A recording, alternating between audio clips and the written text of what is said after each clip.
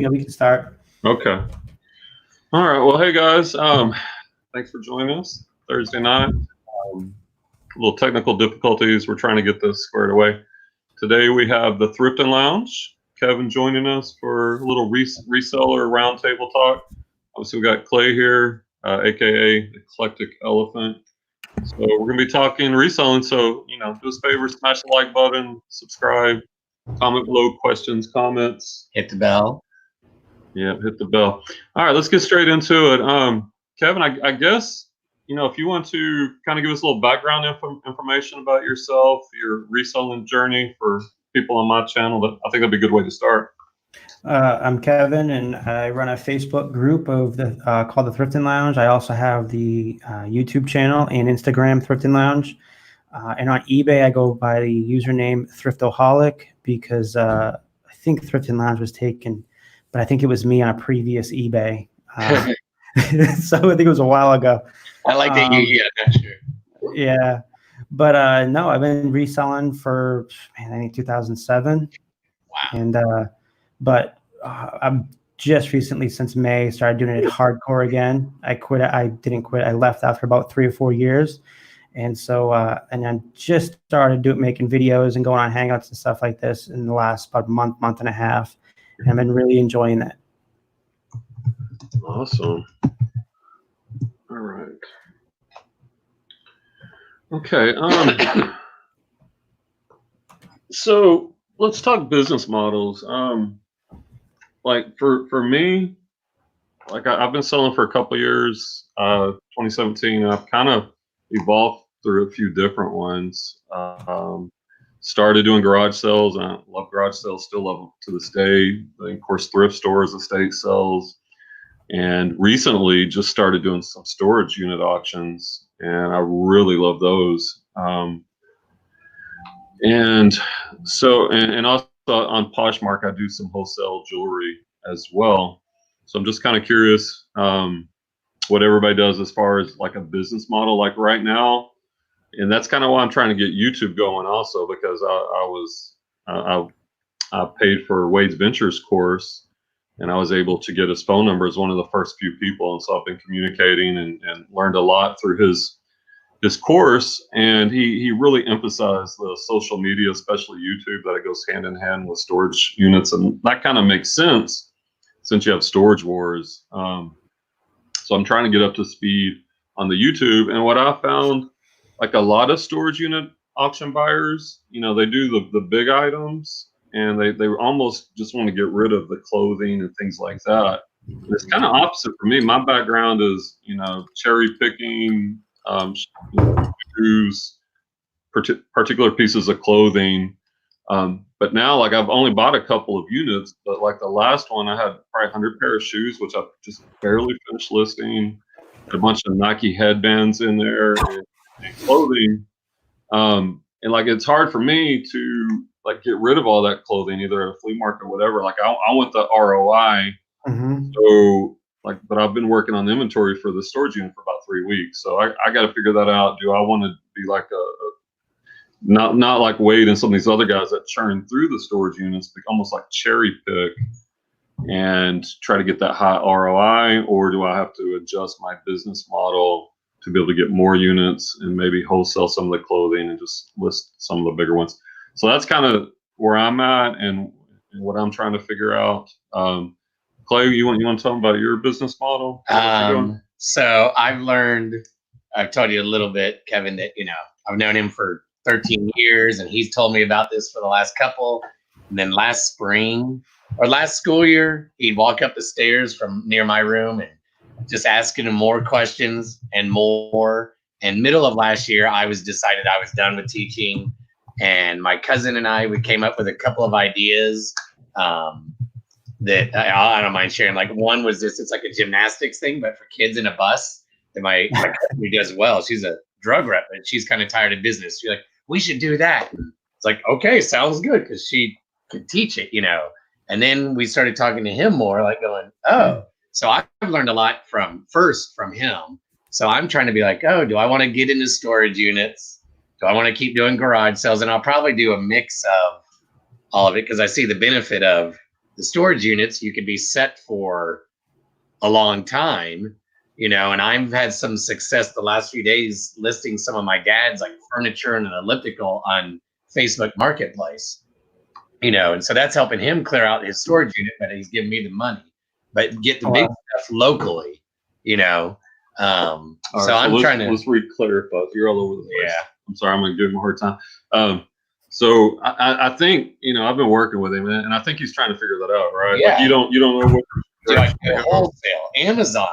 And isn't that can be a problem? And we'll hear Kevin or the Thrifting Lounge's business model just a second, but I think that could be a topic to delve into later too. Is that there's so many ways to make money reselling that if you're not careful, you can be pulled in 100 directions and not really become an expert in any. So Clay's trying to figure that out. What about you, Kevin? What model are you working on? Man, just straight eBay, Macari. I was doing a little bit of Poshmark, but I mean, since they're making you pay more for shipping now, the buyers, it's like, oh man, that kind of, I don't know. It seems like I'm hearing a lot of people where their sales are dropping off there. But I mean, for a while, it's been just straight eBay, about 95%, and the rest like Macari. But I do believe in cross listing different places. You just gotta, like, I'm doing this part time, and I have so much items that I'm just listed on eBay because they're selling so fast. Nice. But don't get me wrong, try different things. I haven't even started Depop or Grailed yet, and those are really good for like street style T-shirts and everything like that over there. It seems to sell faster over there.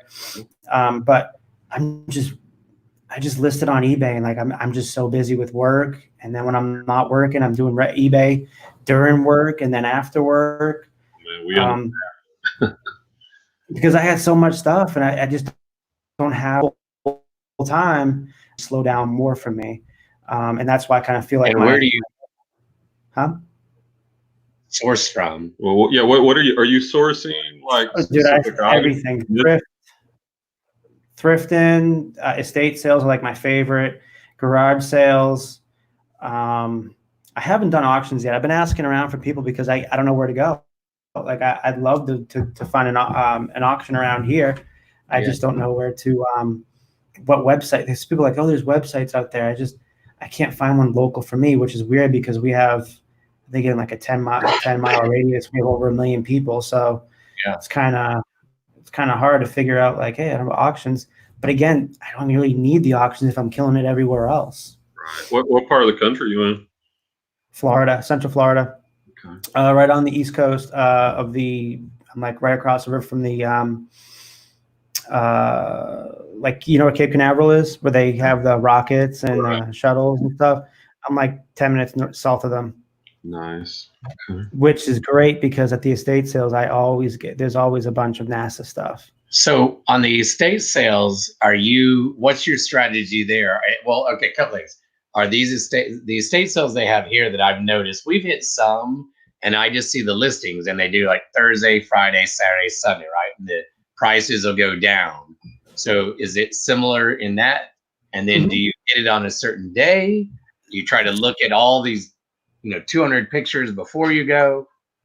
Yeah. So for me, I look like there's like an amazing sale on Saturday and Sunday. So Saturday, there's this one with like a bunch of Lionel trains. I mean, just stacked to the brim, man. And then there's a bunch of, and I'm a NASCAR nerd. So there's some NASCAR diecast there.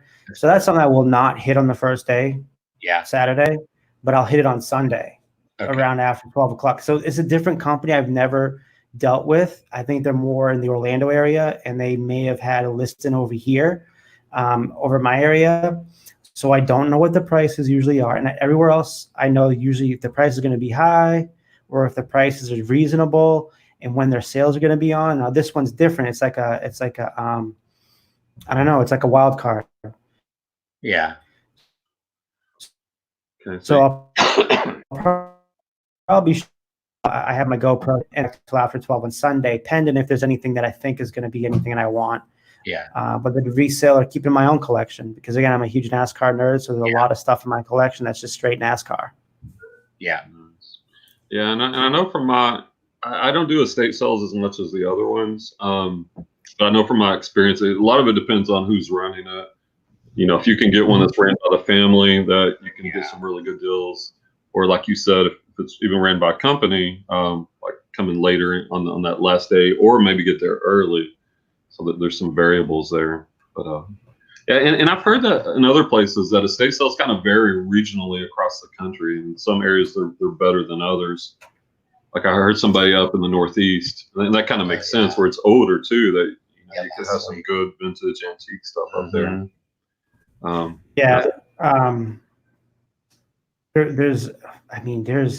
It's so weird because the places that I went to visit last year, like I went to Asheville, I went to Charleston, South Carolina, I went to Savannah. It's like they have and it's during the summer, no estate sales. Like, that's so strange because I would think, and it may be just different the week, but in my area, any given week, we have 10 to 15 estate sales every weekend. That does seem odd in those historic towns. It's so strange. And the only thing is too, like I went to one in Charleston, and it was ridiculous. Although it was a historic, gorgeous place, but it was kind of like I figured, an area where there's not many of them, I'm pretty sure they're gonna have jacked up prices because it's like the cream of the crop. There's nothing else going on around there. So they're dragging people in from like hundreds and hundreds of miles to come look at this stuff. Yeah, and you're in Florida, so you got estate sales, and we're in Texas, so kind of similar as far as it's warm, pretty much year round. So I'm assuming you got garage sales going all the time as well, right? Yeah, it's the same thing, man. Like I am so lucky to be able to just literally do my research during the work and make my own treasure map where I want to go. And then on the weekend, just go from where I want to be. And no offense, knock on wood, it never lets me down. Like I feel like I can go anywhere and pick, and it's going to be scores. Yeah. Except for there is this one estate sale company where they're always ripoffs, because in the end of the sale, because a lot of people, they take advantage of these people. So a lot of people from out of state, and they move down here to retire and they pass away, or they go in nursing homes. The family is all from out of state still. So they're not going to be bringing that stuff back up north with them or wherever else they live. So they are dependent on an estate sale company to come in and trust them. Yeah. Trust them with everything, their knowledge, their sales history. And this one sales company abuses that power, and they own a retail shop. So what do you think happens after the end of the sale? They still have these jacked up prices. They keep it, and they just, because the PFN is like, well, donate it. So instead they keep it, or they'll buy them out for a super minimum price, and they put it all in their retail shop. Oh, that's wrong. Wow. They're donating to themselves. Basically, yeah. Oh, and I was in the same estate sale I was at 2 weeks ago, and I'll probably be dropping the video, I think sometime next week. I haven't shot it yet, but man, we went a few weeks ago and we killed it at this one garage sale. But this whole time, the owner, and I know who the owner of the estate sale company is, because she tries to talk to me a lot, because I buy a lot of the clothes there, because it's the most inexpensive items that they have there. Everything else is jacked up, ridiculous. So I sat there and I watched her. This poor guy, he was a fighter pilot for the Navy, getting rid of his whole everything he had. I'm talking about his Vietnam, when he was in Vietnam, he was a pilot, his suits, his helmets, and they jacked up all those prices. And I was on the last day, and a lot of his stuff was still there. But I was like, I just sat there and I saw how grimy she was. She was just earing it up to him, suckering up, the poor guy not knowing that she's just screwing him. And I was like, I said to my girlfriend, like, I can't, this is disgusting. I'm about to just go off on this lady and tell her, and tell this guy like this. I know exactly what this girl's doing with your stuff. It's unfortunate because you're losing thousands and thousands. If you went down the road and you got a different estate sale company that actually cares about getting your stuff, you're not going to get high priced, but you're going to get more moved out, and you're going to make more in the long run for yourself. I wonder like what percentage of these estate companies are doing it the right way versus how many are going in with this intention of being able to get all this merchandise real cheap and sell it themselves. I admit I'm so naive in everything in the world. I'm like, nobody would do that, because big businessman right there. He and I would, like, that's not us. So in my head, I'm like, I don't know. Right now, I'm kind of Yeah. I mean, don't get me wrong. Hey, you want to start a estate company? Yeah, we just That's what I'm travel saying. all the Texas and back. It's a good model, but not when people are literally, this guy is going to a nursing home That's and sad. you're taking advantage of this guy and you're sucking up to him. You're trying, she was so sucking up to him. I could not, but I was just like, it was sick. Yeah, that's Called morals. God. it's disgusting. Yeah. Right. Well, some of us still have them. Yeah. All right, so you're doing a little bit of everything. Also, look like estate sales is going well.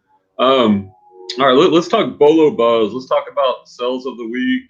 Now, and I was talking to Clay a little bit about this earlier, and for me, this was more of a week of volume, lower priced items versus like one big killer item. Like my highest priced item was a pair of Cole Haan penny loafers that sold for $50. So that's not spectacular. It's okay, but I had a lot of items, lower price items from 15 to 50. So more of a volume game for me this week. And shoes are always one of the things. It's like originally, and I think we talked about this before. I watch a lot of Daily Refinement, or used to, and I've always loved selling shoes, and they're plentiful and they have a good ROI. So I do sell a lot of shoes, and it kind of goes back to the business model. Is now if I move into the storage units more, then I'm gonna get a little bit of everything. So I've got to become, it changes the model. I'm used to going out cherry picking now. You gotta learn it. Got to learn everything. But so I guess my Bolo of the week is a pair of Cole Haan penny loafers, $50. Nothing spectacular, but that's what I've got. What about you, Clay? What's your sell of the week? Nothing big. I think last week I talked about that headset I got from. We lost our lighting again. Brian hit something.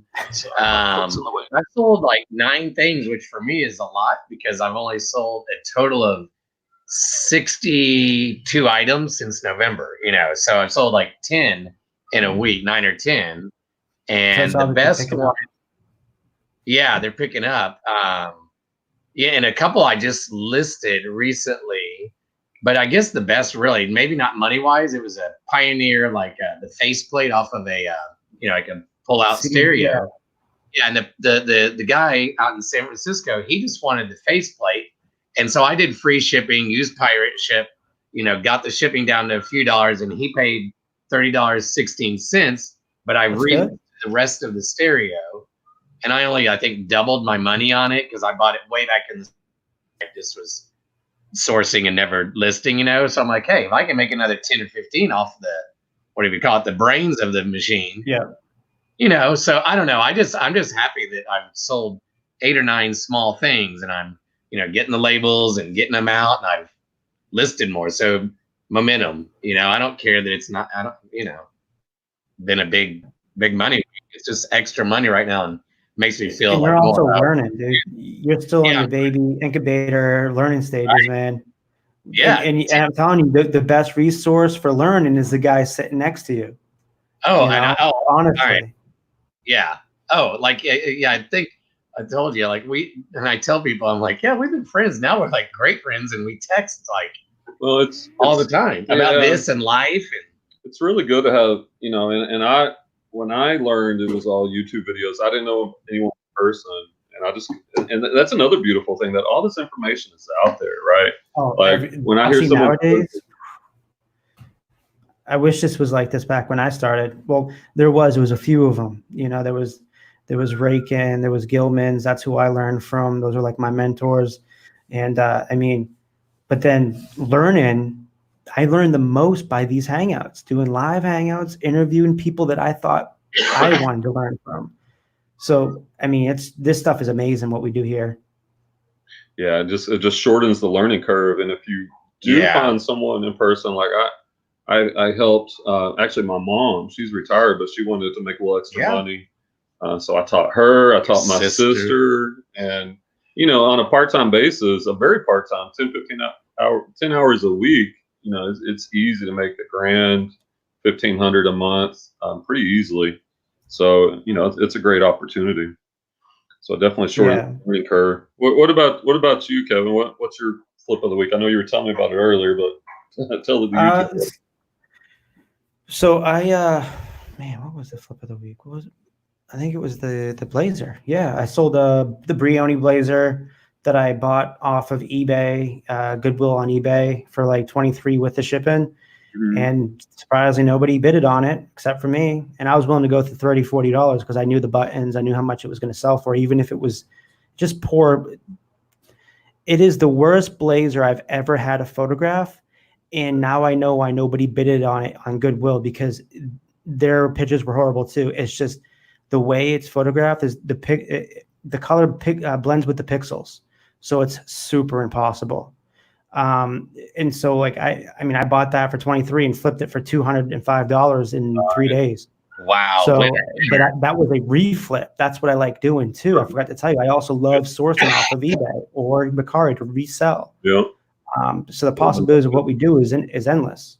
So question on that, because I've seen, I think, some of your videos, other people, and I've started to look on like Craigslist, and the only thing I've bought online, I bought a bunch of records a couple months ago that I need to get. Finally, I can get looked at a few, so I'll make my money in some. When you go online, are you sitting there thinking, oh, tonight I'm looking at men's jackets, or how do you do that? Because that kind of overwhelms me in the beginner stage of like, how do I do this? Because I have a list right here, of places to source. That's exactly what you need to do. Just write everything down. I mean, let me say something real quick though. My boy Bill Stoner, co-creator of the Thrifting Lounge, shout out. This is exactly what I'm talking about. We used to drop so much knowledge. People used to get pissed when we were giving it all away for free. And that is true. That is so true. And now those people actually do these videos. It's hilarious. They learn for free now. No, but so for me, when I started literally, my girlfriend gave me, this is how I started. My girlfriend gave me $10, my kid's mom at the time we're together. She gave me $10 to start. She said, you got $10, you lose it, you're done. And first thing I did was I put that $10 and I started looking through Craigslist. And then I went to a garage sale with that $10 because I didn't really find anything at first on Craigslist, but I did down the road. We went to a garage sale. It was kind of like in a garage estate sale. And I have always had a knack for finding things that are like, I know could be worth money. I just need to purchase it and research it more. And I was so new. I didn't know how to take out my phone and eBay solds and completeds and stuff like that. So what I did was I went home, I bought these 2 mugs, and I knew right away this one of them was worth a lot of money because it was made by Lenox. And I only know about Lenox from as a kid. My mom used to collect Lenox dishes and their patterns and stuff and carnival glass. So I grabbed this stein. And it was hand painted. The bottom of the stein, it didn't just go, like the bottom of a cup just goes in. It actually went underneath the bottom. So I'm like, okay, this is different. Went home, did a little bit of research, come to find out, I'm like, well, it looks like a couple of them, not the same pattern, but some of the other patterns sold for like $250, $200. I undersold this thing. I had it up for auction starting at $100, and it got all the way up to like $200. And then the bidding stopped. It was like a bidding war at the end. And I'm saying to myself, I was just happy I sold it. But now I'm saying to myself, that probably could have been $300-$400 sale right there. And I never auction anything anymore. Nothing I auction. Everything's buy it now, or I take offers. But that was my first sale. So I took that $10 and turned it into $200 plus the other mug sold for $250. And it wasn't even a Lenox. It was this pottery company from Brooklyn. And so I took those 2 things, and man, then I just started doing research, started watching videos, started watching the Rakins, Bonafides, the Gilmans. From there, that's where I was collecting all the knowledge, was watching these videos, watching how they're working it and what to do. And that's where I think the brain of an engineer, like I think I have a brain of an engineer, but I have ADD. So I can't sit and do textbooks and read, but I like to learn the ins and outs of everything, no matter what it is, like whether it's YouTube or eBay or a certain subject. I got to learn the in and out of it. And then when I'm ready, that's when I fire away and I make my decisions. So nowadays, I don't even need to worry about that stuff. I just look at it, I go with the solds, and I trust my gut. That's the biggest thing. Do not trust your heart, trust your gut. your heart will get you in trouble. Yeah, that's interesting. Like the way you just described it, that describes me too. I'm the same way.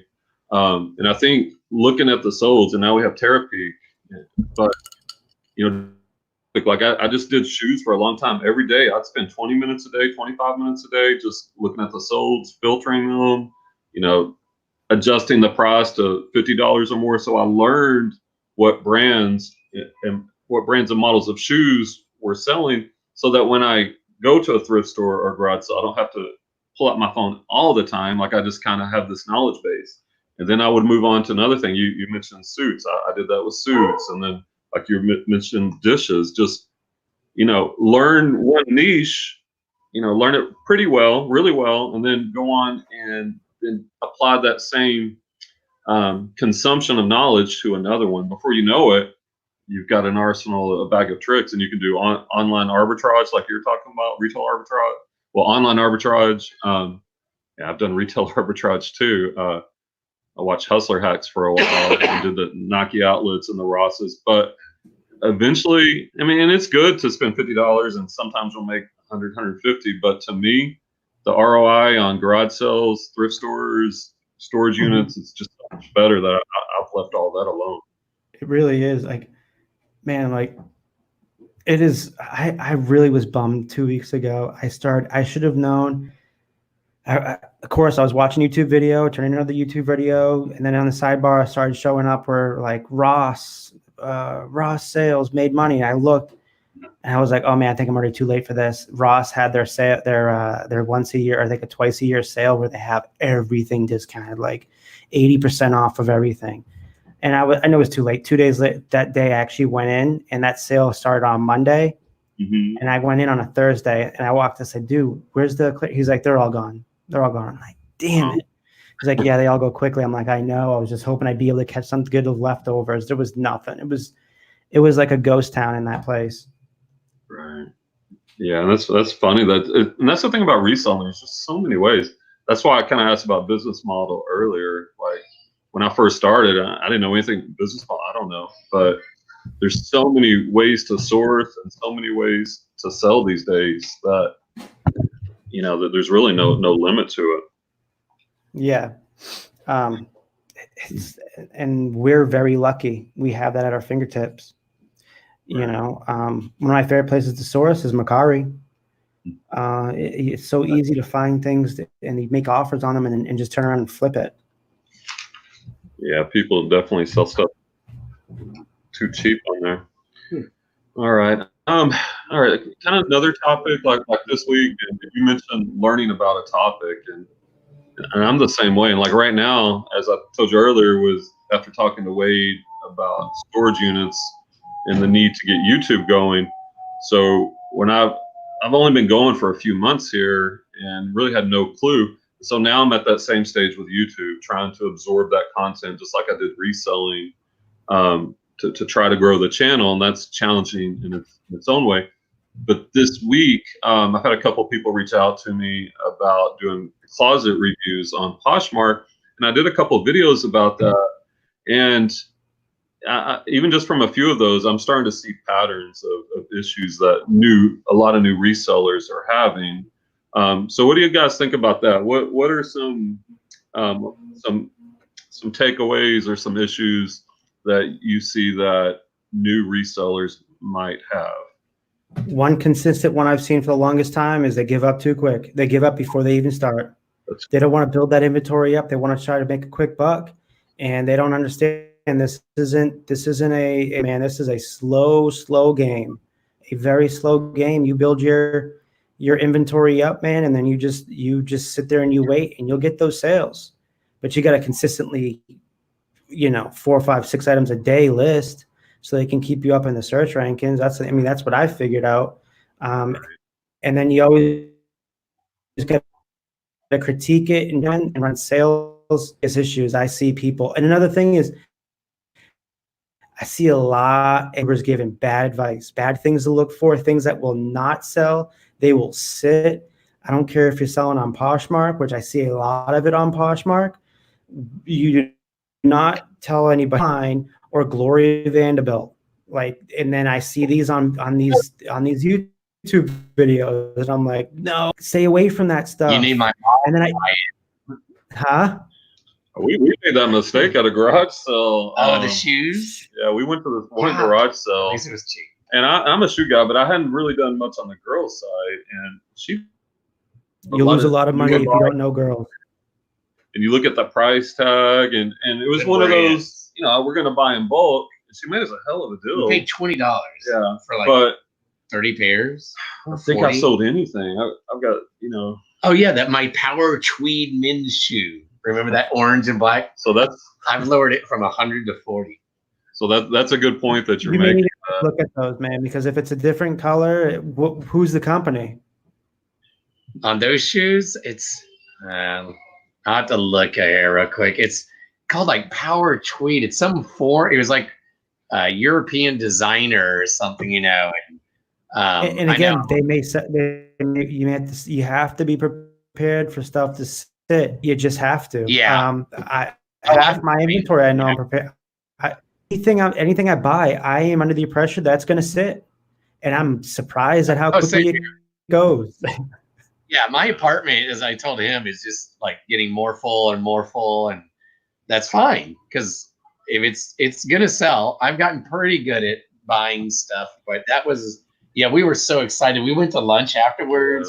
Then we had a draft after, and I didn't have a light box after, and we took pictures, helped each other out, and I go, man. Days later, he was like, "Yeah, there's lots that we tried to sell some." I try to give it away. And he gave it to me, Well, and it sat in my trunk. And I hadn't listened to anything at that time. And I was like, after a few days, I was even like, took it to Goodwill or something. Yeah. So I have 2 pairs still, and I think we paid 10 each. So I'm like, in the end, my 10 will turn into it's a learning 40 to 60. It's a learning. And that kind of, I want to kind of touch on the point you brought up earlier is they give up too quickly, right? Like my mindset and Clay's mindset is we look at that as a learning process and won't do it again. But I think you're right that a lot of new resellers come in and they see the commercials on Poshmark and and all this is possible, but it takes time and it takes work. And that also goes back to another point in videos is that you can give all the knowledge, but very few people are willing to take that knowledge and to be consistent and to work at it because it is a lot of work and the sky's the limit. But I just don't think enough people are willing to do what it takes to be successful. They give up too quickly. And you got to run it like a business. And if you don't run it like a business, if you leave stuff sitting without listing, you're not going to sell because your stuff's just going to keep going put down in the search rankings. And you got to consistently list. You got to consistently just keep on top of it. I have 525 items now. Sorry. And I always go to the ones if they haven't sold in a few months. Right. I am end an item stuff that the connection here is going a little wonky. Still there, Kevin? Let's see what it looks like. All right. Well, I don't know if you guys out there, if you can still see us, go ahead and comment below. Let us know. Kevin looks like he kind of froze up on us, but I will go ahead and talk about the mistakes, at least what some of the takeaways that I took from doing those reviews from a few people was that a lot of people just take really. Is it showing on yours? On my phone, they said his internet. His internet went down. Okay, well, he'll come back here. Yeah, he'll come back. Here, let me do those. Or you want to talk about mistakes? Maybe say Clay for a second. Oh yeah, mistakes. So, my mistake of the week, I guess we're gonna call it that, is I had an offer. I have 2 sets of these Linux, as Kevin mentioned, Christmas pattern plates that we got. We both hit this great garage sale by our school I've mentioned before Christmas break, and I have them listed $38. There's 4 plates in each box. And I had boxed them all up because, and I like to box as I go, so I have the right measurements. And we'll talk about shipping and all that and pricing later. But they offered 30 times 2, right? So $60. I'm thinking, okay, yeah. So then I realized, oh, I need to put them all in one box. And so the dimensions are going to be different because my shipping is based on calculated, right? So I was thinking, oh, I'll send them an offer for 64. Instead of 68, we'll meet in the middle. And I typed in $32 thinking, because I had gotten rattled and texted him about it. And I sent him an offer for $32 thinking eBay, I guess, would double it. So then I panicked. I'm like, oh, God, I'm going to make like $7. And I text him and I'm like, what do you think I should do? Should I message? And I Googled, found them, typed a message, sent it to him. He's like, yeah, that looks good. I sent it. And they actually were cool with it. They've now not since bought it because the shipping was a lot, even though I then figured out I could do it a lot cheaper through FedEx. But I screwed up on my offer, which he was like, you just might eat. I wasn't going to eat money. I just wasn't going to really make money. So now I've just learned to be careful when I'm typing. Don't get rattled because, just. I mean, we're all gonna make mistakes, Yeah. and like it was funny. It was kind of funny to me. I know he was freaking out. I'm like, Yeah. because we've all made those mistakes probably as we've been doing it. I'm like, it's gonna be all right. Worst case scenario, even if you lose some money, it's okay, because really the important thing is the health of your account, keeping the dings off of your eBay account. So we all learn from those mistakes. And as I was doing those Poshmark reviews, closet reviews, it's kind of interesting to me because all this information's out there and everybody talks about taking good pictures, but man, these people were taking horrible pictures. Like they were all dingy, they were gray, they were taking pictures of shoes. Their first picture was an overhead aerial view.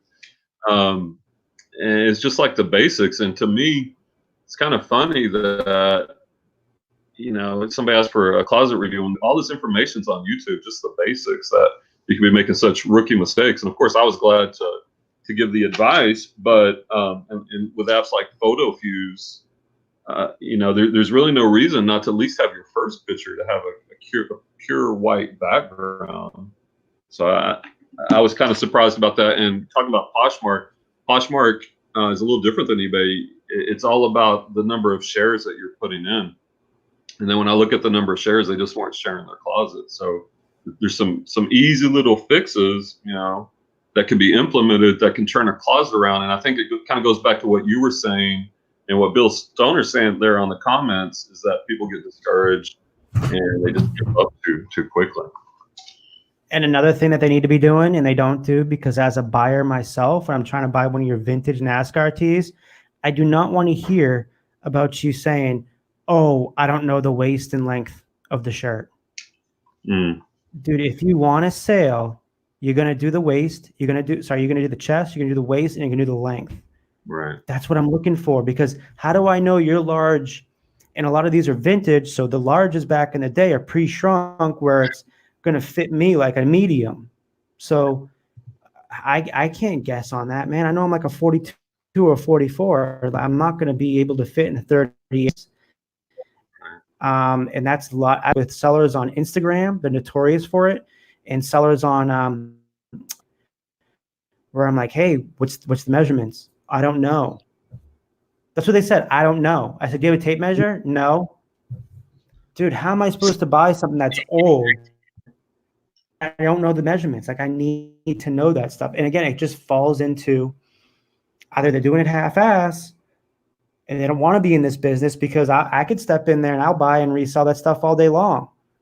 Especially as a consumer.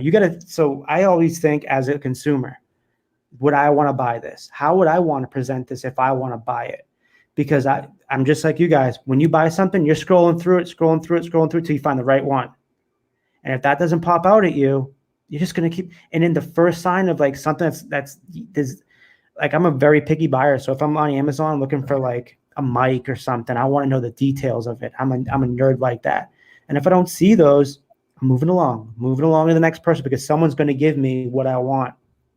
Yeah, that's good information for people to hear. And it's just about processes, right? I mean, it doesn't take that long. Just have your tape measure out and just get those measurements real quick. Like I listed a bunch of suits, and they're slow movers, but they've started selling. They sell for great return. Like there's some thrift stores up here, and they have their color tag days, and on the 99-cent day, I went to like 10 of them in the same chain, and I loaded up probably 100 suits.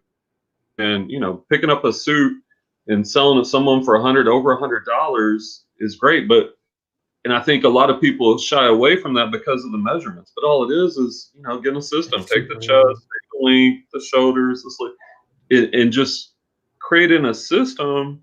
And like you said, don't half-ass it, and then you don't have to go back later to pull it out of your inventory and remeasure it. So if you create a system on the front end, it makes it a lot better. I have people follow me just because I have their sport jackets and blazers so they can buy them, because they know what they're getting. They know they're going to get a quality product, and it's going to have all the features and details on it, and they're going to have all the measurements.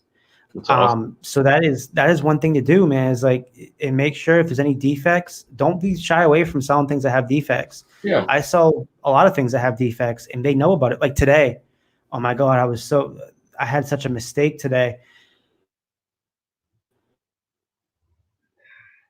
Oh, looks like Boston Red Sox, and pictures of it wrong with it. And then when she went to do our deal, there was a stain in the back, and there was a stain on the shoulder, and there was a stain right in front of the B. And I was like, oh my God, this guy already paid for it. What I did was I wrote to him. I said, listen, honest mistake. Like I didn't see this. Do you still want this item? He said, no, please ship it to me. I'll try to get it out myself. So being honest is going to go a long way. That's good. That's good. Yeah. People, if you're upfront, they're understanding, and and I did have an issue this week on a suit I sold, and it sold for good money. And the guy messaged me on eBay. Apparently I missed a defect in the zipper. And he was like, well, it's going to cost me X amount of dollars. I can either return it, or would you do a $50 partial refund? And I gladly did the $50 partial refund, which ate most of my profit. But at the same time, I missed that defect, and I want to you want to keep your customers happy. That's the most important thing, because you got to look at this as a marathon versus a sprint. And we're going to have some losses here and there, but you just learn from it. So like next time, I'll pay a little bit more attention looking for those defects. I just had a big loss 2 days ago. I had an international Russia, and I know it's a 50-50 or South Africa. It's a 50-50. They'll get it or they won't. And this woman, I sold a Laura Ashley beautiful velvet. It was $720, and I had just refunded her because she's like, hey, I haven't received it. I'm like, don't worry about it. I'll refund you. Sorry about that. And it wasn't I said, like, listen, you got to refund her. I'm like, I understand. I'll take them. International 5% of my business a month. So I'm not going to get up. There's a lot of people that will not ship overseas, and they have no clue how much, not even global shipping program. They have no clue how much they're losing out on. Like I'm telling you, 35% of my business is overseas. So if you're not doing overseas, then you're not in it to make money. And you're going to take the losses sometimes. Yeah, that's a good point. I don't understand how people don't do the overseas shipping, international shipping. Do you do more of your own, or do you do the global shipping program? And what is that exactly? I do both, but I see it's mostly me shipping it out overseas. I do calculate it. I used to back in the day, I used to do flat rate or flat price the shipping, but I'm just do calculating. It works. I sold that $1,280 lens, and that went to Japan. It gave me positive feedback. It works. That one was a little. I definitely prefer. Do not ship that your global shipping program. Do not, was a mistake that I made. A lady was in a group this week. I was it was some eBay, I think it may have been eBay thrifters or something like that. She's out 2,100 get that she for $200 of insurance. Why? Because she was scared the value of the item in 200 that it was going to get stolen. Well, guess what? It was stolen, or it's gone, because she had to refund $2,100 to that buyer. That's that hurt. Yeah, that goes like Bill's comment there, like that. What you said, that's perfect for the global shipping program, because basically what it is, like the global shipping program, you send it to a facility. Okay. Once it gets to the facility, eBay takes over from there. So, like in that case, if it went through GSP, she wouldn't have been out the $2,100 because she's protected. Now, if you do it yourself, and I've just recently started using GSP, and I haven't had a sell through it, but I've done quite a bit where I send it myself. Yeah. Where then you're responsible, like for what Kevin was saying. And is all of it basically like all they do is get the box, you packed it in and slap a label, but the liability is with them at that point? Or the liability? They're not doing anything but basically taking on the liability, putting a different label on the box. And it costs more too, from what I've heard. Like I said, I haven't had a sell with it yet, but I've heard it costs more, and some of the buyers get upset. But if it's an expensive item, then all it has to do is get to that shipping center, then they take it over. Because all I've had is that projector 2 weeks ago to the guy in England, and it was like $198, and I just calculated and I tracked it to make sure, because that made me nervous, just going, not like, I know there's planes, all that, trucks, but it just went going, oh, it's going far, right. I think the insurance just covered it. Okay, thanks for explaining. All right. I guess next topic. We touched on this a little bit, but what's everybody's favorite niche to sell in? That's interesting. What about you, Clay? Do you have a favorite niche? I like it all, because I've not sold. So when I started not that long ago, last summer buying, I was following his lead at garage sales, and a lot of times it was shoes and shoes and shoes, because he knew about shoes. So I'm learning from him. And then I started just picking up other things and having my phone at a garage sale, right? Or when I'm solo at a thrift store, I just sit there and go down the aisles of jackets or something. I think a couple weeks ago I talked about that brand Cool or whatever, KUHL. Yeah. And I still almost want to keep it for myself because it's a great jacket, but $8 to $80. I just looked it up. So I'm willing to sell anything. It's kind of why part of the reason I chose my store and channel name, which I've now found out is too difficult to spell for many people, but Eclectic Elephant, because I sell eclectic things. Yes, Kevin, I'm probably changing my name because the word eclectic is too difficult. Like, I'm seriously considering changing the store name and the YouTube channel, because I'm like, whatever. I want people to be able to find me. So, but I like selling it all. So if it sells, it sells. We're just asking, like everyone else, they just put pickers. Yeah, pickers. That's good. Man, my internet's horrible right now. Yeah, we missed that kind of. This is crazy. No, ours was acting up earlier too. I think mine is still shoes. Like I obviously, so I'm moving to storage units. I'll sell everything, but shoes, and then probably like electronics also.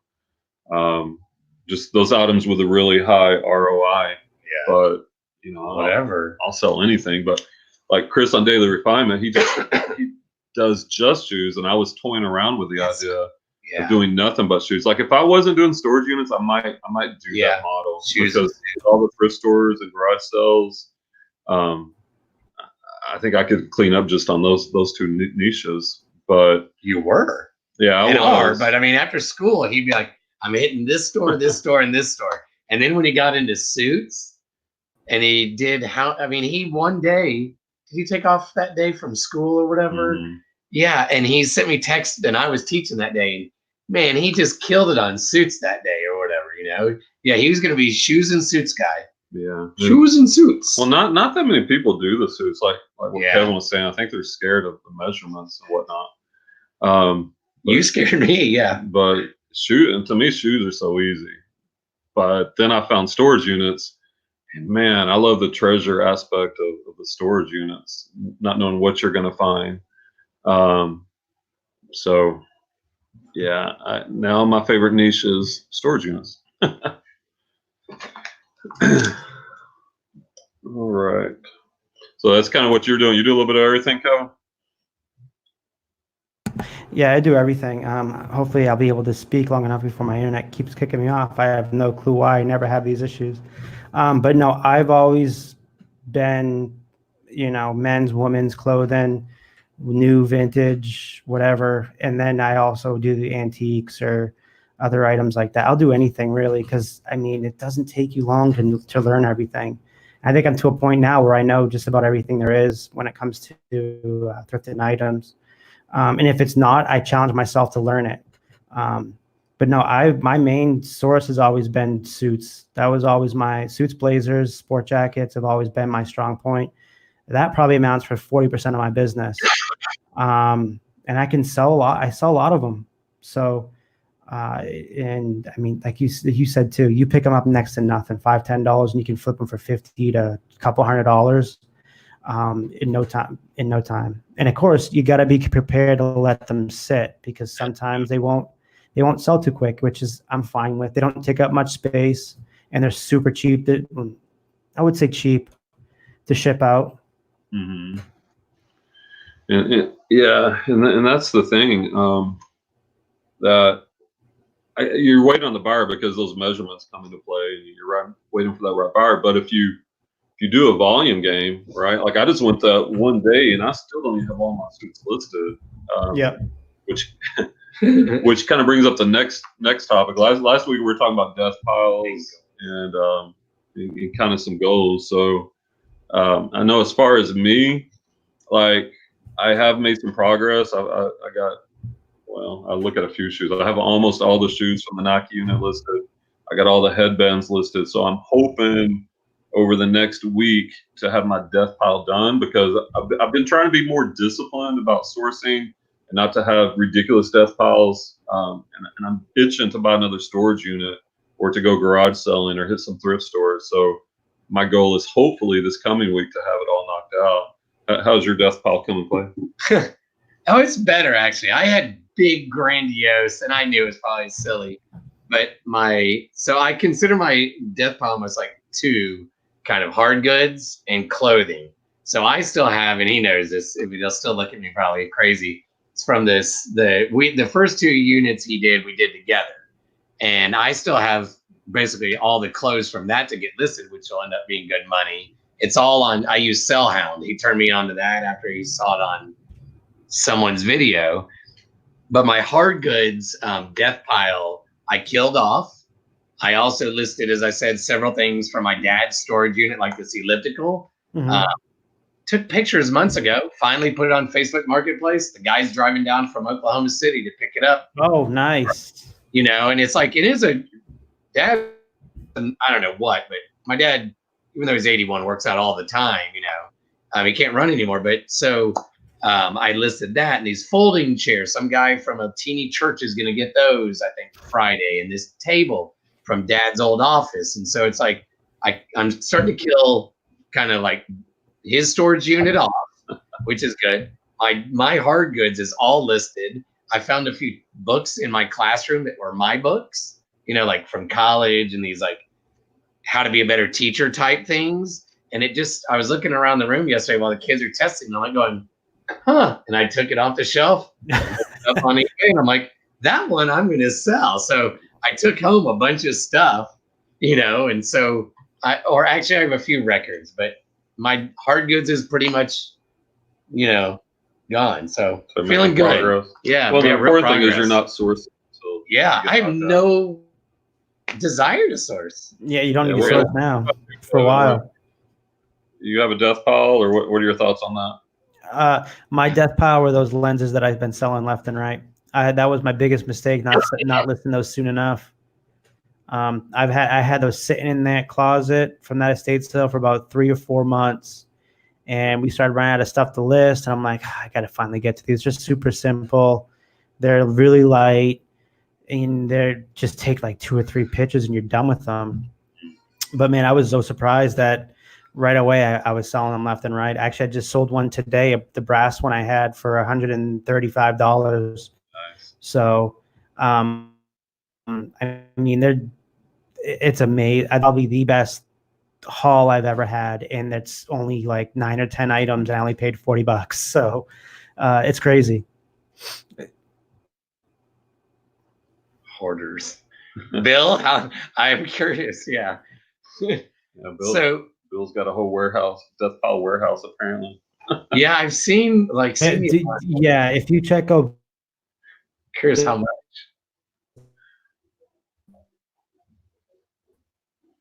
Oh, Yeah, it looks like. yeah, he's paused again. Yeah, sure he'll be back. So how big is it, your death warehouse, Bill? Is it literally hundreds of items that you still have to list, Bill?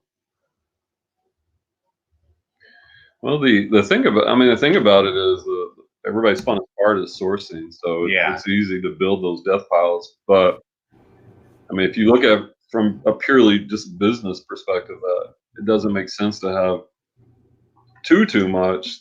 Like if you can't get to it in a week or two, I don't know. Then for me, just me personally, like when it gets too big, the death pile, it's just emotionally draining, and it saps my motivation. So.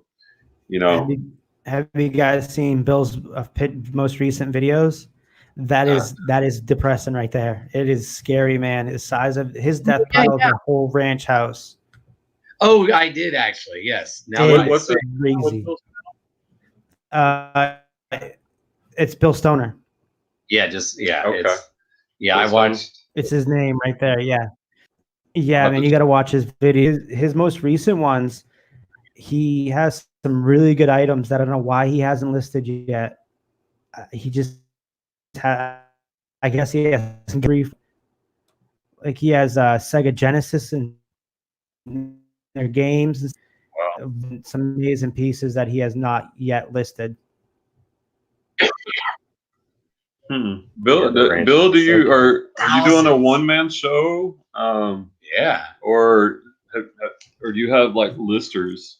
And if not, have you maybe thought about bringing on some help to help you get it up? I know even myself, I was paying my son to help list, and he's about to move on, and I need to find someone else to list because I don't want the death piles, but at the same time, the sourcing is the most important part where you really make the money. What about you, Kevin? I mean, I know you're killing it. That could be a good topic. What do y'all think? Is it better be a one-man show or to try to scale up and maybe get some help? My girlfriend's the best investment I've ever had. Honestly, I've taught her everything she needs to know, and I've gotten to the point, and I'm a very anal person when it comes to who's listing, who's picturing. I'm a micromanager, and I have no problem letting you know that I'm a micromanager.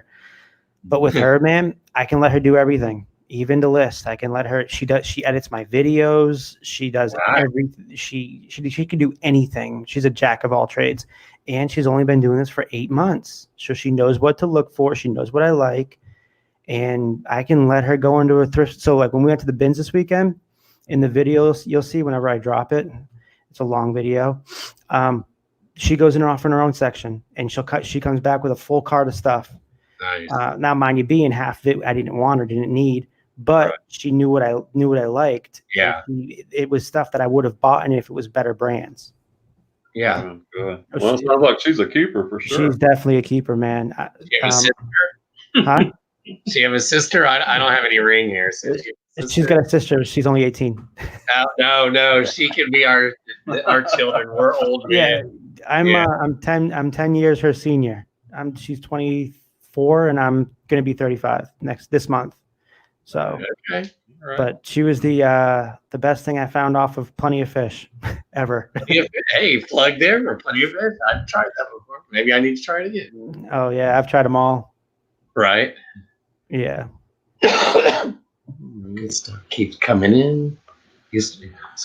All right. So I guess next topic. I think this was Clay's idea topic anyway. What about you were asking about SKUs? Oh yeah, how to when I text you and I was like, so he taught me, how he did the SKUs, from day one. I mean, I saw his garage the first time we went out, basically, or second time, and it's like, here's the bins, you just type it in the description. But when I finally started listing in November after months of sourcing, my apartment's so small, it'd be like, it looks like, Kevin, where you're sitting, basically. I just now have shelves all around. And so I could see all the shoes, and the hard goods. And so finally, I'm even adding in the SKU going back. I like to buy, like I said, as I list. So I have all the measurements, but I'm even going back and putting GS for garage sale, TS, GW, good. And I put the price and dash. And if it's just on a shelf, I just put SH for now. But I'm like, I know here soon, I maybe should put shelf 1, shelf 2, shelf 3, because I had a pair of shoes that I thought was just out. Man, I panicked one night, and I'm at school the next day. Like, where is it? I had boxed it up. It was just sitting on a shelf.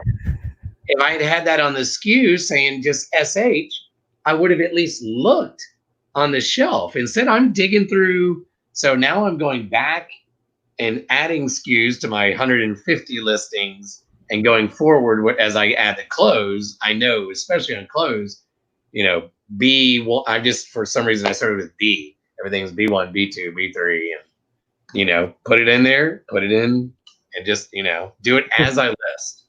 Exactly. And you can always keep critiquing it. Just do whatever makes it easier for you, man. Yeah. Especially if you're doing it yourself. It's hard. I did it for myself. I did it myself for 6-7 years, and man, I've only been able to scale up so quickly, so much because of her. Nice. Honestly, like if I was not with her, I'd literally be stuck at still under 300, probably around 250, 275. She's just really amazing. I speak volumes about her. She's freaking awesome. And I think we solved Bill's problem here. Las Vegas Thrift says we need to go wholesale at Bill's barn. I know. I'm down. Indiana. I've been to Indiana once. It's awesome. It's whatever. I can drive up. I'll find a trail race to run and start. Yeah, sourcing from him. Man, he's so lucky. Go over to Ohio, work for What the Hales a little bit, hit them. I did comment on one of their videos and I was like, you didn't want me to come work for you this summer? Right. I do. I work for free. Yeah, that's some good sourcing opportunities. All right. This topic kind of also came up, and I know everyone talks about this on eBay, like free or charge shipping. And with one of my eBay store reviews, I noticed this lady, she was charging shipping, but she wasn't. Her prices weren't standardized. I know some people do calculated, but with pirate shipping, with pirateship.com, you can actually make money. Big money. I love Pirate Ship, my favorite. I won't touch eBay. I just literally sent a Meslin belt that I sold for $45. They paid $8 shipping for first class. I only spent $4 on the shipping. Yeah. And this is something that Clay and I were talking about. I love it. You got to get him over this. Like it's shipping and handling, right? And handling. If you can make a few bucks shipping, or if you can make money on shipping, I think that's a positive, because it kind of covers you for those times you do have returns. Yeah. Or you know, it just adds to your bottom line. And with Pirate Ship, you know, I don't see why you wouldn't charge, you know, to make a few bucks on shipping if you can. So do you do calculated, Kevin, or flat rate? Because like for shoes, I guess when I type in, like I say, if it's a hard good, excuse me, I type in and I can see the price, you know, before I list it. And if it's going to be like at $8 or $4 within Texas, but then like 50 to go to Seattle, I feel bad if I put 50 and it's going in state. I'm like, well, nobody's going to buy that. That's how my brain, you know what I mean? I'm still, like you say, getting over the hump of like, Read Flip and Slaw. why do YouTubers all say they will refund extra shipping? I don't. Well, Refund extra. if it's absurd, if I'm making like $8, $9, I'll give them like $1 or $2. Okay. But for the most part, I'm just too busy. I don't even look at what the shipping is and how much I made because it's late at night when we ship our items, and in the morning we're out the door because we both work. So I don't have time to calculate how much I'm making off them. So I mean, you just do calculated for the most I do part? calculated. Okay. But if it's a padded flat rate envelope, Yeah. I'll do padded flat rate envelope. But for the most part, it's all calculated, and I do not do free shipping. I used to, and I feel like since I've come back, it's done nothing but help my bottom line, and it hasn't touched my sales. I feel like my sales are faster more than ever now, and I don't do free shipping. You know what I mean? A lot of people do free shipping. A lot of the people make a huge mistake by doing free shipping too. They'll free ship on a $10 item, and I'm like, bro, you're making $5-6 an item. Oh, I don't know. From the time I break it down like this, and Bill will back me up. Me and him have always talked about this. From the time you list the time you source it, the time you picture it, the time you list it, the time you ship it, the time it's gone. Make down how much you're listing per hour. If you're spending half an hour on an item researching all that crap, because that's work. If you're spending half an hour and just making $5 an hour, are you okay with making $2.50 an hour? I know I'm not. Yeah. My time is more valuable than ever now. Yeah. And if I'm not making at least $20, $30 off an item, I will not touch it. Yes, there's stuff that I will take less than an offer, but I cannot remember the last time I took an offer less than 20. I don't think I have since I've come back in 8 months. I do not go less than 20. That is my $20 on an item. That's my low cut. I've been able to go from $38 an item to $57 an item since I've come back. Before I used to make $38 an item. That's the issue, is because of the free shipping. Now that I haven't done free shipping, and a lot of it's because I'm picky. I know what I'm getting. I know what I want to sell it for. And I feel like eBay's back. Like eBay's back better than ever with making money, the bottom line. Before it used to be the race for the bottom. Bill knows about this. The race for the bottom.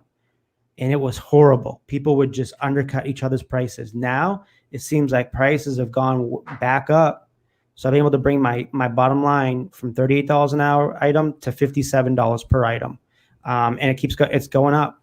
The better stuff I buy, it's going up even more. So Flippin' Sloth, I think he's fairly newer. I hope you replay this, because I'm giving you so many pointers right now that I wish new people would sit down and actually learn this, because this is stuff that is going to be nothing but knowledge. It's going to make you more money. And you're going to be better off this way. Again, biggest thing is take how much you're listing, how long it's taking you to source, picture, list, research, list, and then ship it, then selling it. Make sure you take that per hour. And if you have to break it down, even though I don't do that anymore, you want to make at least $10, $20 an hour item as a starter. You never want to make less than that, because it's not worth it. You're wasting your time. Yeah. And time again, I'm going to go back to other YouTubers and other people, big YouTubers.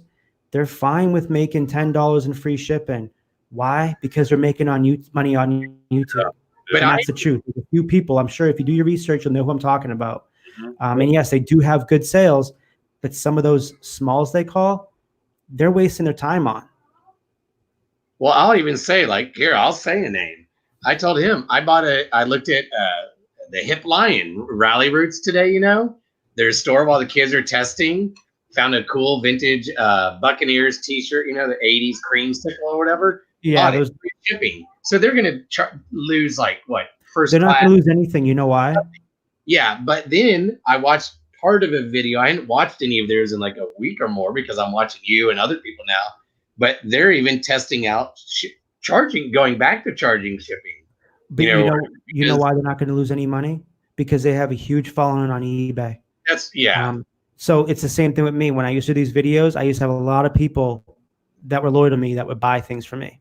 Yeah. So just imagine the hundreds of thousands of people that watch the videos. Yeah. People say they want to buy from them. Why? Because they can say, I literally bought from Rally Roots. Yeah. And that's awesome for them. That is amazing for them. That's amazing. But could you or I sell that if I put enough effort and time into it? Probably. Yeah. But you guys and a lot of us who are smaller YouTube channels, we're not going to make that money. No. They make that money because they have the following. But again, they bust their butts for it. And I have nothing but respect for Rally Roots. I love their videos. Any video they come out with, I watch. They're addicting to watch. Yeah, oh, same here. Really good. But it's like, I get it. It's like I drive Uber part-time, and I used to, I've changed my strategy over 5 years, of how I drive, and, because I was like, I have to make X amount in a sense per hour. So it's like, I used to just drive around wherever. Then it became work in the airport a lot, even though I might sit. DFW here is a super busy airport. And it would be like, take people to the airport on Sunday mornings, pick them up on Sunday nights, and Monday nights. And when I quit teaching, I'm going to be out doing Uber at 4 a.m. on every Monday morning, for like 6-7 hours, and I'll make $200. Then I can work on eBay in strategy, because I got to make X amount of money. You do. Because otherwise, when I first started, I complained to my customer, I made $5 an hour. And I just figure out it's not worth it. Yeah, I just figure out how many people do what you do, because they're not. It's not that they're not smart. A lot of them are younger crowd. They get in it because it's the hip thing to do, and they lose money not knowing that you are wasting miles on your car. Yeah, you're wasting your gas, and Uber takes money out of you anyways. Yeah, and then you're waiting. What is it? 1 or 2 weeks to get your check? Isn't that what they do now? I haven't done it much hardly in a while, but usually it was at least 3 days. Sometimes I would cash out on Sunday if I needed the money then, to get to the next bill. But I always like last year, I stopped driving basically in July. I made $9,000. So, but that $3,000 I sent to the government about a month ago, I'll get all of it back because of the miles. Yeah. So it's like, sure, I put miles on the car, but I needed that money. I had a better strategy, so my miles weren't just maybe $12,000 or $9,000 and 12,000 miles, I think, or something. I don't know. Yeah. And this is going to go into my next thing I want to say to you guys. And what do you think about this? And this literally was a brainstorm I just had while you were talking about that. Yeah, bring it on. The Uber, there's a very few making a living doing it. Yeah. What it is that you have a lot of people that think they can make that money, and they don't because they give up. It's the same thing with eBay. Yeah. Or even YouTube. There's a very few that have this big following, or they have this big closet, and because they've been doing it for a long time, and it's taken them time to build. They've taken a following, and they'll go anywhere with them. So that's what I'm saying, is that you just cannot give up right away. The worst thing you can do is give up. And that's the easiest thing to do, right? Everybody gives up. Yeah. A lot of people want to give up. Like, this morning, I had a rough night last night with my kid. He kept coming in and wake me up, and I had to be up at work at 7 o'clock, and then during work, man, I was like, there's no way I'm going to get this video done, which I didn't get it done. I was like, I'll just wait till tomorrow, which is fine because tomorrow's a good day to drop a video. But it's like, I just was like, be done with everything. I was just be done with it the whole day. I was so tired. Because a lot of us do get tired, but then you think about the end result. Coming on here, talking to you guys, reminding me of what I sold this week, makes me happy. Doesn't make me tired anymore. So that is what's great about this community. We're able to bounce stuff off each other and then hold each other accountable and then give each other motivation. I love being motivated. Yeah, I'm right there with you, which kind of is another topic we talked about a little bit. And I've got this idea and where I love consuming things that motivate me, that give me knowledge, that help me grow, and sometimes just not very as specific. Like I started a playlist on YouTube, and it's actually some of my lower rated videos, and I'm okay with that. Like I have this plan of Listopia has the top 100 business books, self-development books. And so I'm like, okay, I'm going to read, because in the daytime I'm an English teacher. So I'm like, well, this kind of ties in. So I'm going to read all 100 and I'm going to do a book review, book study of each one, but from the perspective of how does that apply to a reseller? And I'm reading Good to Great by Jim Collins right now. And I've only got a couple chapters in, but one of the key points, he's talking about these level 5 leaders, and they're almost like an oxymoron. They're a paradox that they're very humble and reserved and shy, but yet they have this persistence and this will that is unmatched. And it's a Lincoln type, Socrates, where, you know, they're going to take the ships over and they're going to burn the boats when they land because they're determined to make it happen. And that ties in perfectly to what you're saying. Is I don't think most people have that long vision, that desire, that persistence. And I'm like you, like this motivates me, give me this knowledge, and I have this set goal to get monetized on YouTube, to keep growing the eBay store, the Poshmark store, and have all these working together. And I know it's not going to happen in the short term, but what percentage of people have that long-term drive and persistence? 99% fail. I mean, honestly, not at life. I mean, like, obviously not, but we could be doing a lot more than we are. That's what I would be saying. I mean, honestly, that's what I say to myself a lot. I could be doing a lot more than I am. The biggest thing I've had ebbs and flow my whole life. I've had my back against the wall about a dozen times. I've been homeless before. It didn't matter to me. I knew I'd get myself off, my back off, because I'm so motivated to do things. So what happened with me and my kid's mom, I stopped eBay. I stopped the YouTube. Biggest mistake of my life. I would have been making a lot more money now, at least 6 figures. I was on my way. And I was on my way to a lot of viewers. Like it was crazy. So for what I would say is that when you have your back up against the wall and you feel like, man, everyone's against me, everyone wants to see me fail, and you start believing that, you're going to fail. But when someone believes in you, like my brother-in-law, I'll never forget, I'm always loyal to him. He said to me I'm with Allstate now. Well, he owned that before my new owner bought it out a couple of years ago. He said, listen, I need somebody to, and I was in a bad spot in my life. I was doing drugs. I was drinking nonstop. I was at the bar every day, wasting my money. I had basically no money. So he said, listen, come, we need somebody to clean the house because they have a mansion. We need somebody to come here, clean the house. You can stay here a couple of times a week and I'll give you $100 a week. And I took it from there. And I think he saw the ambition and drive in me for the first time in a long time where I felt like, listen, I can't let them down. This is my sister and my sister's husband. I can't let them down. They're giving me a huge opportunity right now. So I took that, and then, I was with them for a few months and I was enjoying it. Literally cleaning toilets, mopping a 2-story huge house. I think it was like a 4,800 square foot house, cleaning the pool. And, but I knew what I needed to do.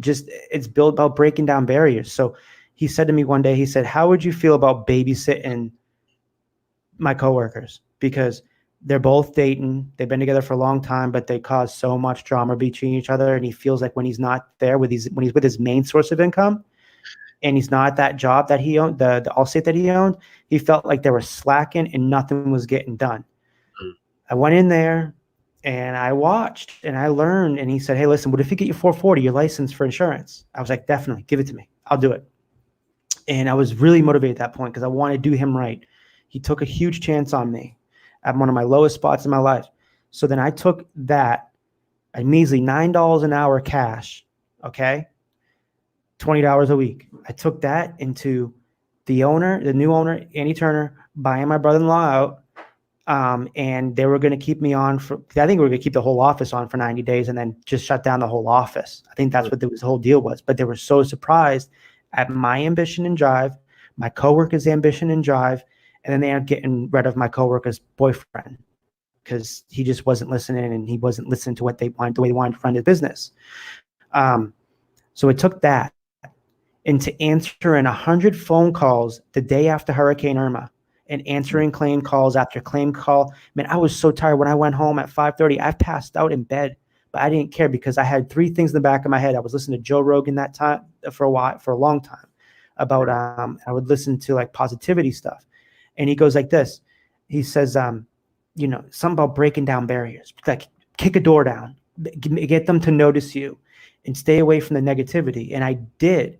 So I took that and I answered those 100 phone calls. And then that's when my owner started watching out for me. And I've been in sales and hustling since I was 17. And so I was outselling the salespeople that he was paying.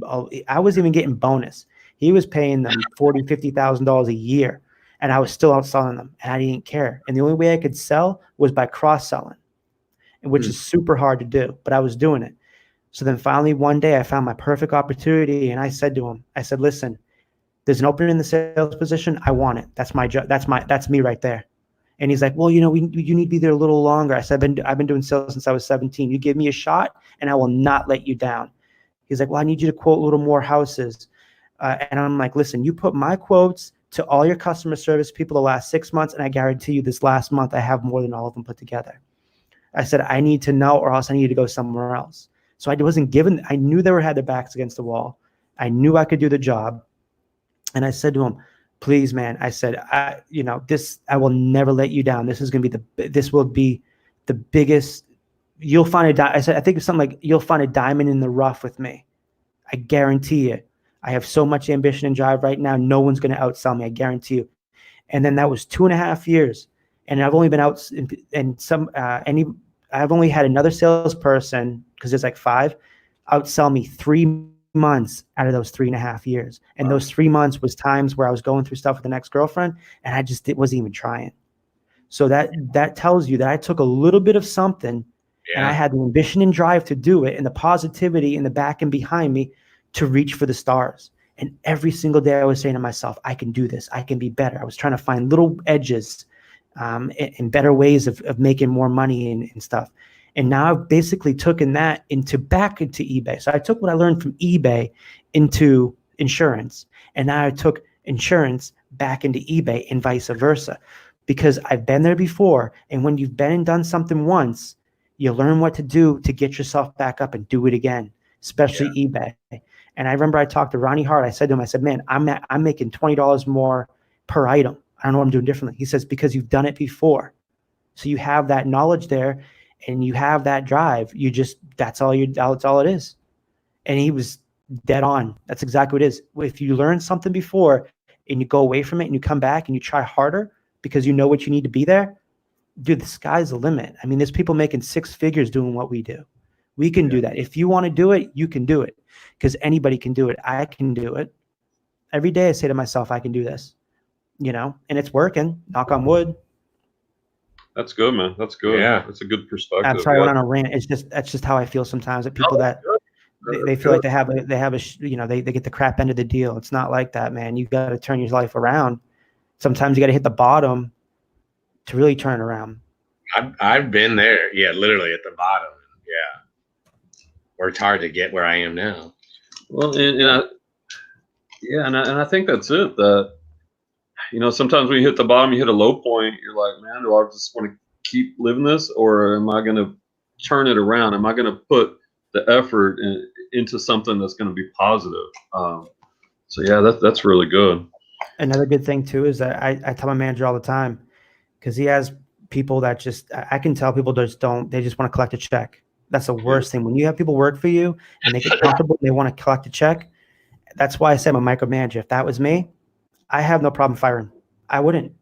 I have when it comes to that stuff, man, there's work, business is business. If you're not holding your own, if you're not getting the stuff you're supposed to be done, see ya. I always said to my manager, I said, I would rather hire somebody like me 9 times out of 10. I would go and hire somebody that's homeless off the street, that knows what they want from life, that they just need one shot. Why? Mm-hmm. Because that person was me.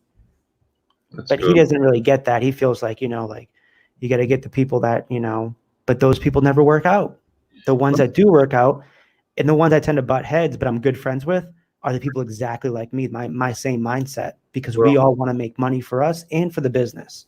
Yeah, and as teachers, we see that in education. Like you know, a lot of teachers come in, they're motivated, and then you just kind of get burned out, and they go through the motions. But that's what I love, and not that was me, because I always took my job seriously, but I was just kind of like, man, I know with my intelligence and my drive, I should be able to do better financially than what teaching would offer, and that's where I kind of wandered into reselling. And that's what I love about reselling, is that your determination, what you put into it is what you're going to get out of it. And there's no limit to it. And the same thing with YouTube.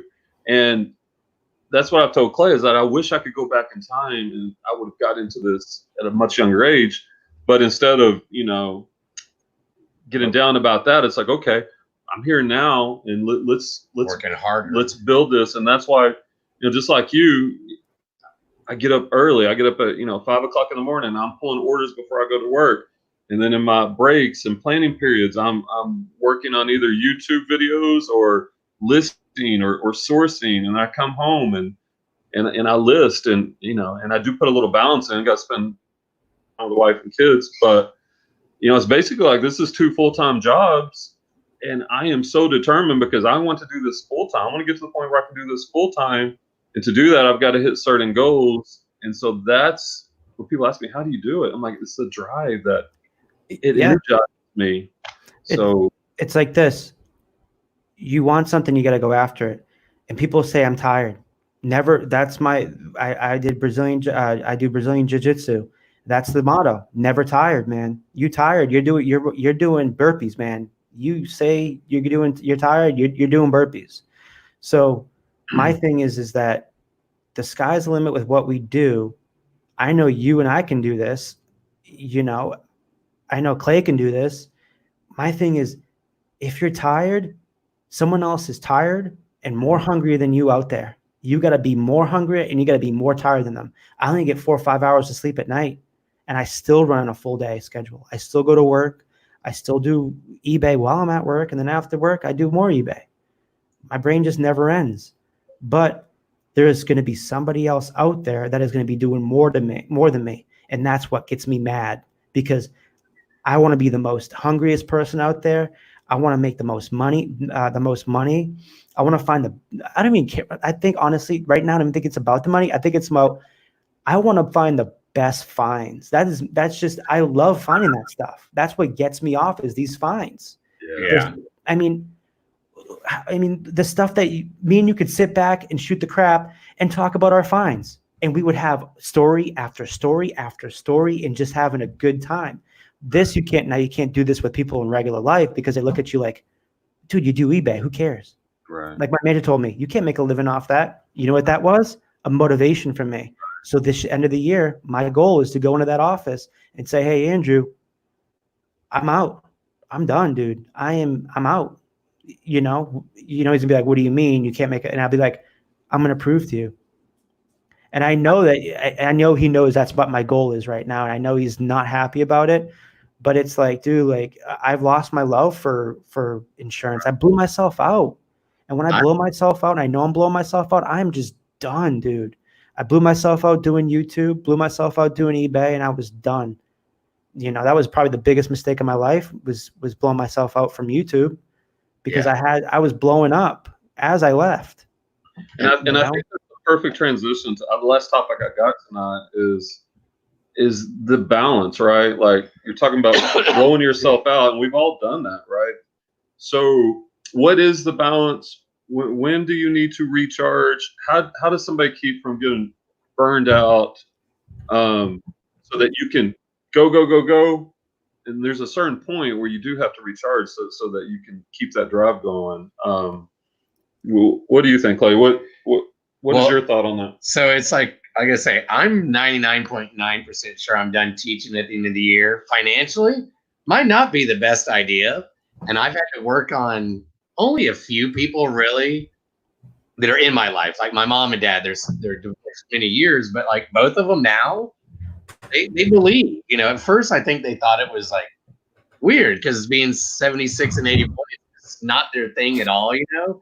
But like, dad's letting me keep the cash, you know, from this storage unit of crap from his divorce from the ex stepmom, you know. So he believes, and I know I have Uber, and having him not literally here with me, you know, helps. Now having you and other people who have done it, I know I can do the work. I sometimes just get burned out with our regular job. I'm not pushing at times like Brian is. And I like when he says, people asking him, how do you do this? That's me. I literally, when we're texting during the day, I'm like, how did you get up at 5? Well, some of it is because I stay up. And one of my bad coping things is I watch TV late if I get down. So then I'm just tired. So then I can't get up and push. Yeah. But I stayed up late the other night and cut off the hard goods. And now you talking about just some of this stuff, I'm like, for me, I'm thinking about running. I used to run marathons. I've taken about a 1.5 year break, and I've started working out again, but it made me like, oh, this is like like you said, it's a marathon. Yeah. And that's partly why I was good at marathons. I'm like, I can take more punishment than a lot of people. And finally, it didn't ever feel, I'm not bragging. I'm not some Olympic qualifier, you know, but like I got fairly fast because I just learned to push through, you know, and I'm still having to get over that. That's why I want to quit teaching. I love the kids. For me and him, it's both about the kids, but just some of the other. I want to be able to, because I know that I can get up and go, I'm going to the thrift store. I'll Uber for 3 hours, go to the thrift store, come home, and I'll list the same stuff that dang day. Then I can go Uber again, run, whatever, you know, and be motivated when it's what I want to do all the time.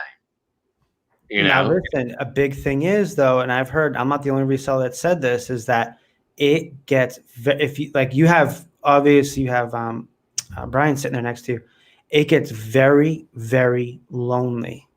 Yeah. When all you do is this. Well, that's why YouTube's great. But I mean, when all you do is eBay, you need some sort of thing to disconnect. And that's what a lot of these people don't tell other people that go full time, is that it's going to be alone. You're going to get lonely and you're going to get unmotivated sometimes. Yeah. Just do something that you love. Do something that you love, and because you have all the time in the world now. Yeah. You know, so for me, what I think I burned out was just, it was nonstop with the videos. It was nonstop with, eBay. Plus stuff wasn't going good at home with my kid's mom. And I was just exhausted from it. And I know when I get tired of something, I move on. I move on from a lot of things. But I know that for me, what I would do just to disconnect, I think would be different from before. Go on vacation. Take some of that money, go on vacation, disconnect. Don't even think about eBay. Don't even think about thrifting. Don't even think about any stores. Go for a hike. Like me and my girlfriend, we plan on going to Bristol in April for the NASCAR Bristol race. And one of the days we're going to do is we're going to go not hitchhiking. We're going to go hike.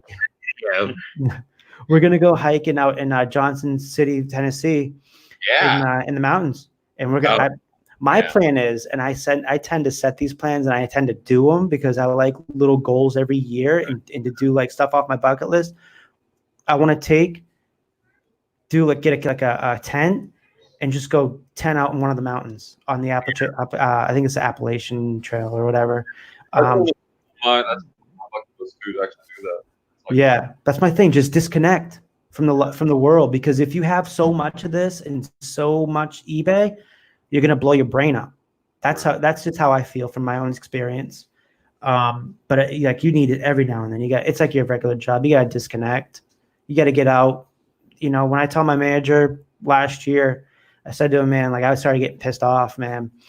And finally he's like, man, why don't you just take a day off? I said, you know what? I will take a mental health day. That mental health day was the best thing he ever said to me, because I end up that day, what I did, I started searching in Savannah. I'm like, I want to go somewhere out of the state. Savannah, Georgia. It's the next state over, and I haven't been in Savannah in years. Started looking at hotels. Boom, I booked the trip. And that's the first trip me and Ashley took, and that's when we started dating. I took her on that trip. And man, it was an amazing time. And then we went to Charleston, and then we did other things. And this year we have trips planned out. So that's good. Have trips planned out, have vacations, disconnect, because if you don't, you're going to go crazy. Yeah, that's good. And I'm kind of similar. Like I'll go, and I do try to take like either Sundays or at least half a day on Sunday off. And then after a few months of it, like I was telling Clay, that you start to know when you're feeling that burnout kick in. Like we went to Austin a few months ago, visited my daughter, who's in college. Yeah, it's been like a 3-day weekend, and I think having those breaks, a weekend or two or three days occasionally, like you said, it's totally disconnect. And the good thing is about this is that the sales are still coming in. You know, you can adjust your shipping time on eBay and on Poshmark. You got a little bit longer to ship, so the money's still coming in, and you're able to take those a few days off at a time. Yep. To recharge, and then, like you said, occasionally just totally recharge. Take a long period of time off, and put your closet on vacation or adjust your shipping depending on how long you're going to take off. Just recharge, and when you come back that much stronger, and you're ready to go, and you're ready to more motivated, because then you know what you're coming back to. You're coming back to a bunch of friends that are going to hold you accountable. What did you get done? What are you going to get done? That's the one thing I really miss about when we had Bill Stoney can attest to this. When we had the Gilmans were a huge one, Golden Finger Picker, Ronnie Hart, all of them would be on each other's asses. What did you get done? What are you doing? What are you selling? You listing? Don't slack. That's what's great about what they call us, the OG YouTubers. We all held each other accountable, and we're always on Hangouts to list and to do work. And then playing was at nighttime. You know what I mean? And that's what I see in this community too, man. There's so many people out now. It's like times 10 of what we had before. There was only a few of us before, very few, and we all knew each other. And it's been pretty cool, seeing coming back with everybody with open arms, like welcome you back and stuff, and like, hey, let's get you. We got to get your channel going again. But it's cool to see that your friends, you may leave, but your friends are still there. People on YouTube are still there when you come back to like nothing ever happened. It's good. It's good. All right. Once again, guys, if you haven't liked the video, hit the like video. If you haven't subscribe down below. By the way, looks like you got a lot of your friends here, Kevin. But a lot of my buddies. Of his crew. But if you haven't subscribed to the Thrifting Lounge, go ahead and check him out. I will link his YouTube video there if you watch this when it's not live. And we've appreciated, Kevin. Yeah. You've dropped a lot of good knowledge tonight, a lot of motivation. I'm sure people watching this, you've got them pumped up, fired up. I think Clay's ready to finish his death pile. This is what it's about. Yeah. I'll go home tonight. I even want to get up and run in the morning. Hey, listen, I got to start a vlog. Like I'm going to start vlogging because I want to make this a goal and I have a big story to tell, man. That, like I just told you guys, most of it here. Yeah. People love that. People want to listen to somebody that is just like them or in the same situation. That's how I connect. I connect with people that are just like me. Yeah. And I'm talking to someone right now I think it's Posh Man on Instagram, because I'm watching him. That's what he's doing right now. He's documenting. He just quit his job and he's doing it full time. Yeah. So I literally reached out to him like, dude, I'm doing the same thing. We need to talk. And so we started chatting on Instagram. Just find somebody that's just like you or in the same situation or similar situation that you connect with, because what everyone is here, we're all different, but we connect with people differently. Yeah. And that's why I was like, man, maybe I need to just tell you guys like where I came from and how I feel. And that's exactly what I want to do, is motivate you guys to do more. And if you think you're doing a lot, do even more. Don't stop. Yeah. Don't. Well, that's good. Yeah. And you definitely brought that tonight. Sure, everybody got a lot from your advice and that motivation. So we appreciate having you on tonight. I think we're going to go ahead and wrap it up. Awesome. But we look forward to talking to you in the future. Oh, and, definitely. Everybody out there, thanks. Happy treasure hunting. Find those treasures, as Kevin was saying, and just stay motivated and keep doing it. Until next time, guys, we'll see you.